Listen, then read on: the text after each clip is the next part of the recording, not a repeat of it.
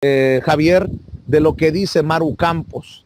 De alguna manera te responsabiliza también de lo ocurrido el domingo en el Cerezo número 3 de Ciudad Juárez, en donde se registra el motín, la fuga, los asesinatos, y dice que no hay que politizar esta situación. ¿Qué piensas? ¿Qué te deja esto? Y por cierto, exagero cuando digo, ¿dónde estaba Maru Campos que le tomaron 2 días dar la cara por una cosa tan terrible que ocurre en el estado? Bueno, efectivamente, yo escuché este mensaje en donde pues la gobernadora se contradice a los 5 segundos de que llama a no politizar y por supuesto recurre a la estrategia de estar siempre responsabilizando o hacia atrás o para arriba. Porque la actual gobernadora se refugia en términos de su incompetencia y la incapacidad para gobernar el Estado, en estar siempre desacreditando nuestra administración o, como lo escuchamos hace un momento, decir que se trata de lo que dejaron las administraciones anteriores recientes. O echa la culpa para atrás o echa la culpa a la federación. Incluso una estrategia de comunicación acá siempre ha estado enfocada a responsabilizar al gobierno federal de el clima de violencia y de inseguridad. Lo que es cierto es que en estos hechos se han dado omisiones muy delicadas de la actual administración. Nosotros hicimos un trabajo de saneamiento y de control en los penales de Chihuahua, fuimos avanzando en esos objetivos y en un penal, por cierto, donde pues hay perfiles delincuenciales del nivel de violencia que ha tenido la ciudad desde hace más ya de una década y en donde se ha enquistado una disputa permanente entre los grupos del crimen organizado para tener preponderancia en la plaza. Independientemente de la valoración que se pueda hacer de nuestro trabajo y en donde ella siempre se ha refugiado, yo te quiero platicar, Vicente, de omisiones muy delicadas que hubo en estos hechos, porque desde el proceso de entrega-recepción de nuestra administración a la administración entrante, pues nosotros advertimos cosas muy importantes que debían darse seguimiento por la nueva administración, particularmente una obra que nosotros construimos en el Cerezo de Ciudad Juárez, un nuevo módulo de alta seguridad, porque nosotros invertimos en infraestructura en el Cerezo 3, precisamente por cómo nos lo habían dejado, porque César Duarte, cuyo jefe político es el jefe político de la actual gobernadora, hizo un proceso de simulación con los temas de la certificación de los penales. Bueno, se hablaba de los penales ejemplares de Chihuahua certificados por el ACA, incluso el Cerezo 3, con una gran sobrepoblación que incluso pues ha ido creciendo conforme nuestra administración y desde la administración de Duarte, pero se habló de penales certificados. Era pura simulación con un gran control de medios que entonces había, como ahora ha vuelto a suceder con la actual gobernadora María Eugenia Campos, otra vez regresó el tonel de dinero para controlar a una gran mayoría de los medios de comunicación en el estado e ir construyendo toda esta falsa percepción. Sin embargo, la realidad pues, es la realidad y al final del día salió o explotó un conjunto de omisiones. Cuando nosotros llegamos, vimos que le faltaba incluso hasta tecnología moderna en telecomunicaciones, en videovigilancia. Entonces fuimos invirtiendo. Construimos un módulo de alta seguridad al final de nuestro gobierno para precisamente poner ahí en 46 nuevas celdas de un edificio inteligente, un edificio automatizado, con vigilancia en cada una de las celdas, pues a los reos más peligrosos, a las cabecillas de los grupos delincuenciales que están ahí, y que incluso para ellos también representa un peligro estar a veces entremezclándose con otros internos, porque ahí es donde surgen las riñas y terminan afectándose unos con otros. Fue una inversión muy importante de cerca de 40 millones de pesos.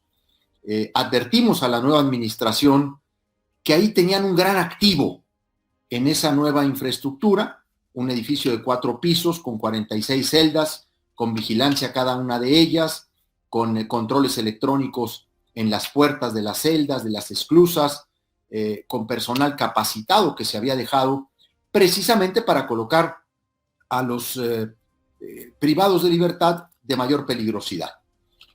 Bueno, pues no solamente no los trasladaron a esa área, aunque ella se adjudicó en su primer informe de gobierno, hay que checarlo ahí en la página del gobierno del estado, ella se adjudica la construcción de una obra que nosotros hicimos en el Cerezo de Ciudad Juárez, ¿no? Aunque se la adjudica y la presume, nunca la utilizaron y jamás cambiaron a los reos de alta peligrosidad a ese módulo de alta seguridad. Incluso al personal que estaba ahí capacitado, certificado, no es cualquier manejo operacional una unidad así, los corrieron a los pocos meses y el área quedó prácticamente inutilizada, una inversión muy importante precisamente para separar a quienes estaban generando la violencia en la ciudad desde el penal. Nosotros hicimos ese edificio porque después de un gran operativo que hicimos en noviembre del 2019, concluimos que ahí estaba gran parte de la operación de la violencia en la ciudad. Y yo procuré pedirle tanto al fiscal general del Estado como al secretario de Seguridad nuestros que compartieran la importancia estratégica de esa unidad. Pues la nueva administración no solamente no los reubicó ahí, les abrió celdas VIP, o sea, les generaron condiciones de privilegio de nueva cuenta, como cuando Duarte tenía a los capos con una serie de privilegios, los mismos que hoy... A ver, Javier, perdón por interrumpirte. Tú estás diciendo que cuando tú eras gobernador no había celdas VIP como las que se encontraron al interior del Cerezo número 3 con todas las comodidades. Tú te deslindas porque parecería que pues ilógico que el exgobernador no estuviera enterado de las celdas VIP, pero tú dices, estas se permitieron ya con el nuevo gobierno, es lo que me estás diciendo. Sí, nosotros hicimos, Vicente, varios operativos al interior del Cerezo, con el propósito precisamente de generar una depuración en materia de armas, de drogas, de dinero, y también para desmantelar áreas de privilegio o para detectar este tipo de cosas. En algunos operativos, pues las fuentes que filtraban información adelantaban la llegada y teníamos poco éxito en recuperar armas o dinero. Esa es una realidad. Sin embargo, cuando veíamos pues que en algunas celdas efectivamente había sistemas de comunicación o tenían televisiones muy grandes, aparatos de televisión muy amplios, todo eso se desmantelaba en cada operativo.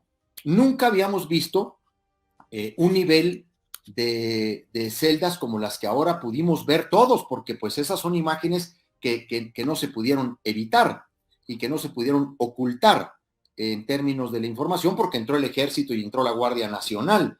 Y ahí fue donde nos dimos cuenta que hasta una caja fuerte había en una de esas celdas con cerca de 2 millones de pesos. Entonces, fruto precisamente de los distintos operativos que hicimos, fue que nos dimos a la tarea de construir ese módulo de máxima seguridad. Insisto, no solo no lo utilizaron y les devolvieron espacios de privilegio a los principales cabecillas. Y ahí es donde está una explicación que hay que dar, porque ahora resulta que todo está en el director del penal, en el director del Cerezo, y que la fulminante destitución aparece como la medida resarcitoria. Pues yo creo que esto es una burla y este es un intento de engaño a la sociedad chihuahuense. Digo, pues esto es para investigar al propio fiscal general del Estado, Roberto Fierro Duarte, al propio director de penitenciarías o de centros de readaptación social del Estado, licenciado Luis Alfonso Harris, porque pues no solamente debería estar destituido este director, debería estar detenido por todo lo que ahí se encontró en el operativo, todo lo que ahí se logró asegurar, armas de alto poder, armas largas, que por supuesto pues no llegaron volando, entraron por la puerta principal del Cerezo.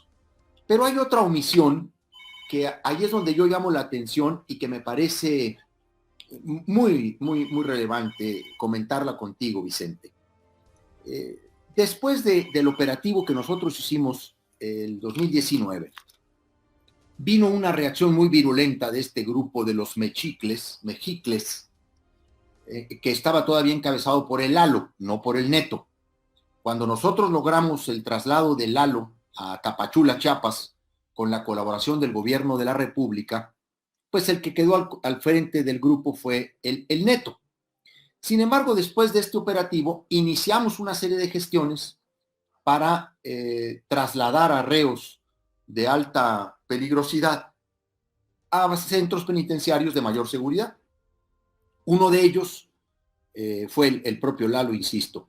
Y esto fue incluso después, días después de que mi escolta de seguridad fue agredida por elementos de este grupo al salir de mi casa, del fraccionamiento, una agresión que hasta donde pudimos saber por las investigaciones estaba dirigida contra mí, contra el director, mi jefe de seguridad, el capitán Escamilla, pero que por un cambio de ruta que hicimos de salida del fraccionamiento, pues a nosotros no nos tocó, sino al cambio de turno de la guardia. Y ellos fueron enfrentados a balazos, ellos resistieron. Afortunadamente, estos dos guardias de mi equipo de seguridad están vivos, aunque uno de ellos recibió 10 impactos de bala.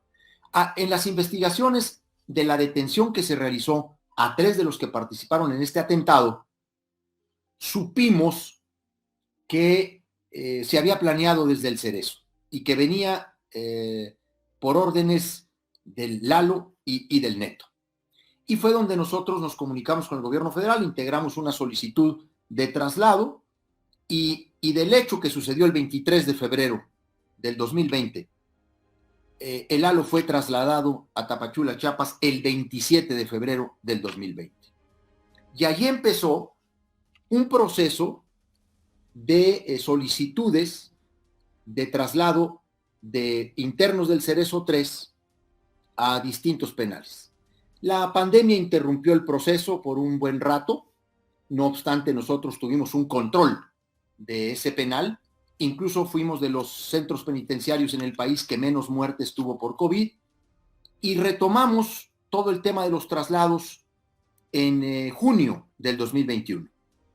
Y logramos concretar con el gobierno federal un gran acuerdo de traslado de reos federales.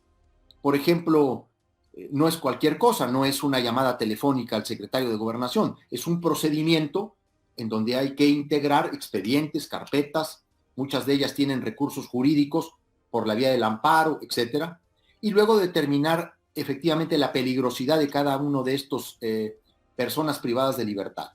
Así logramos convenir con el gobierno federal un procedimiento de solicitud de traslado que concretamos en términos del acuerdo y de los expedientes que entregamos el 21 de junio del 2021.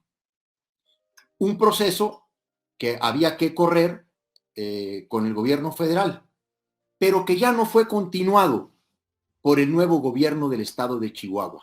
Abandonaron todo el trámite que nosotros formalmente habíamos iniciado. Bueno, de hecho, todo esto que ahora sucedió recientemente, ayer o antier, de traslado de estos reos a penales federales, pues es el mismo procedimiento que nosotros hicimos, porque se trata de un trabajo también muy particular, muy riguroso, la integración de cada uno de esos expedientes. Y lo que ayer se concretó es exactamente lo que nosotros dejamos hecho. porque ellos no volvieron a hacer ningún tipo de gestión. No solo eso, y aquí es donde hay que llamar la atención y pedir una explicación a la gobernadora y por supuesto al propio fiscal general del estado. Ni siquiera después del motín de agosto, lo que acá se conoció como el Jueves Negro, ni siquiera después de eso le dieron seguimiento al trámite de traslado de reos. No le dieron seguimiento y tuvo que pasar lo que pasó el 1 de enero para que finalmente se concretara ese trámite que nosotros habíamos iniciado. Javier. Estas son omisiones muy delicadas, Vicente. Sí. Definitivamente, pero también hay que hablar de tus señalamientos puntuales. Permíteme regresar a esto de las celdas VIP, porque el día de hoy escribiste un par de tweets que son brutales, y bueno, obviamente Maru Campos dirá que lo estás politizando, pero dice: si ha sorprendido el nivel de lujo en las celdas del Cerezo en Ciudad Juárez, como señala, entre otros, Jesús Esquivel, corresponsal de Proceso en Washington, no debe sorprendernos lo que en Chihuahua todo mundo sabe. César Duarte, te refieres al exgobernador priista de aquel estado, disfruta su reclusión rodeado de lujos y privilegios en una celda VIP, hasta chef personal, escribes, Javier Corral Jurado, y dices, todo solapado por la complicidad corrupta que une a este delincuente con Maru Campos, hoy por hoy su mejor aprendiz. Javier, esto es, bueno, como decimos, más claro que el agua. Bueno, es que acá se sabe, y no solo se sabe, está documentado. He hecho ese comentario en el propio tuit de Jesús Esquivel, porque en septiembre de este año, del año pasado, este periodista de Proceso, corresponsal de Proceso en Washington, documentó con diversas fuentes, incluidas algunos custodios del Cerezo número 1 de Aquiles Cerdán, muy cerca aquí de la capital del estado, los privilegios que le ha otorgado la gobernadora María Eugenia Campos Galván. César Duarte tiene una casita dentro del propio Cerezo de Aquiles Cerdán. Tiene internet, computadora, telefonía, y recibe todos los días a todo el que quiere. De hecho, hay una bitácora especial para toda la gente que lo visita, mientras que a otros reos o detenidos en el Cerezo o procesados en el Cerezo los tienen casi incomunicados, como al exfiscal anticorrupción Francisco González Arredondo. A Duarte le han brindado todos los privilegios, pues porque tiene un compromiso con él y porque él, Vicente, genera una presión sobre ella, pues ya me imagino de qué dimensión. Pues simple y sencillamente todo lo que Duarte le sabe a María Eugenia Campos, más todo lo que acá se supo por los procesos de vinculación que tuvo. Y en este sentido, yo he llamado la atención. ¿Cómo no va a perder confianza la ciudadanía y cómo no va a perder autoridad el gobierno o los gobernantes cuando ven este tipo de cosas? A ver, ella está enterada, por supuesto, pues ella es la que ha permitido que al exgobernador se le tenga en un área privilegiada del Cerezo de Aquiles.